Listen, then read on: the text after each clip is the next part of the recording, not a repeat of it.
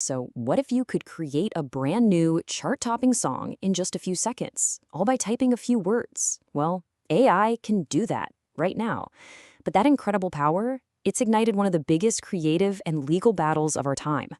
We're going to dive into a story of blockbuster lawsuits, secret backroom deals, and a really high stakes fight for the very soul of music. And really, it all boils down to this single explosive question. When an AI learns from decades of human-made music to create something new, is that inspiration or is it theft on an industrial scale? That's the core conflict we're digging into today. And this is the official line from the music industry's biggest trade group, the RIAA. Now, it's a statement that sounds like they're extending an open hand, right? But it comes with a very clear, unspoken warning. Collaborate with us on our terms or face the consequences. And it's that tension that just lights the fuse for this whole conflict. So the first move wasn't a conversation. Oh no, it was an all-out legal assault. Yeah, this was not a warning shot. In June of 2024, the three biggest record labels on the planet, all acting through the RIAA, filed these massive lawsuits against the two leading AI music generators, Suno and Udio. They weren't just testing the waters here, they were aiming to sink the ships. So this fight really comes down to two completely opposite views of the world. On one side, you have the labels, claiming these AI companies committed copyright infringement on an unimaginable scale, just vacuuming up their entire catalogs. But on the other side, the AI companies fired back with the classic tech defense, fair use. They argued their models weren't just copying songs, but were learning the elements of music, style, rhythm, melody, to create something brand new and transformative. But then, the fight got a lot dirtier. The labels amended their lawsuits with a much more specific and, frankly, serious accusation. They claimed Suno and Udio didn't just find music online, they actively stole it by stream ripping from platforms like YouTube.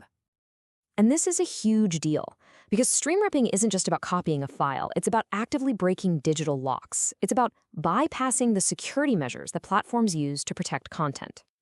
So this isn't just a copyright claim anymore. It's basically an accusation of digital breaking and entering, a direct violation of the DMCA. And the potential penalty for this is just staggering, up to $150,000 for every single song they allegedly infringed upon. And on top of that, there are separate fines for violating the DMCA. The financial stakes here are astronomical. We're talking potentially billions of dollars. But just as this public war was heating up, the story took a completely unexpected turn. See, behind the scenes, something else was happening entirely. I mean, it certainly looked that way. You've got blockbuster lawsuits, accusations of piracy, billions of dollars on the line. It seems like a fight to the death. But is it? And this is where the story gets really, really fascinating.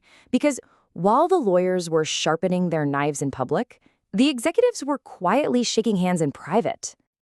Just look at this timeline. It's kinda wild. In June 2024, they're suing them into oblivion. By the middle of 2025, reports leak that these sworn enemies are actually in serious talks for licensing deals. And then on June 13th, 2025, Sony's own CEO confirms it. They were fighting a war and negotiating a peace treaty at the exact same time. So, why the two-track strategy? Well, Sony's CEO, Rob Stringer, basically said it out loud. The labels see this AI revolution as the next streaming. It's a force that's just too big to stop. So their strategy shifted from trying to destroy it to figuring out how to control it. And, you guessed it, how to make money from it. So if they're not going to fight to the death, what does a peace treaty even look like? What are the labels demanding in exchange for letting these AI companies live and operate legally? Well, the negotiations really boil down to three key things. First up, licensing fees. They want to cut every time an AI song is played, just like with Spotify. Second, and this one is a biggie, they want equity, a piece of the AI companies themselves. And third, they're demanding the technology to track every little thing. And this is that tracking tech. The easiest way to think about it is like YouTube's Content ID, but on steroids. It's a fingerprinting system that can scan any AI-generated song and figure out which bits of original copyrighted music were used to train the model that made it. Without this, there's no way to know who to pay. This piece of tech is the key to the entire deal. But, in all this talk of lawsuits and licensing deals between these giant corporations, there's one group that's caught right in the middle: the artists, the people who actually create the music in the first place. And this creates a fundamental conflict of interest. I mean, the labels want to create a new, profitable market, but artists are asking a really valid question. If my label owns a piece of the AI company that's using my music to create songs that compete with me, are they really on my side anymore?